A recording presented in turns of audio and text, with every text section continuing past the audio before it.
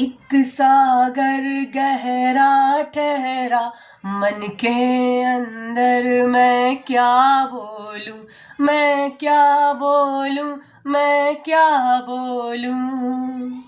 मुझे राग विलाप आता नहीं, मुझे राग विलाप आता नहीं। मैं धैर्य की परिभाषा से हूँ परिचित, हूँ परिचित।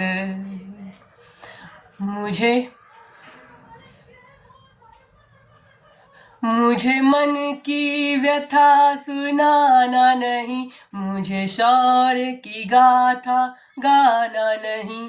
मैं जीवन पथ का राही हूँ, मैं जीवन संघर्ष का सिपाही हूँ। मैं उन्मुक्त गगन पर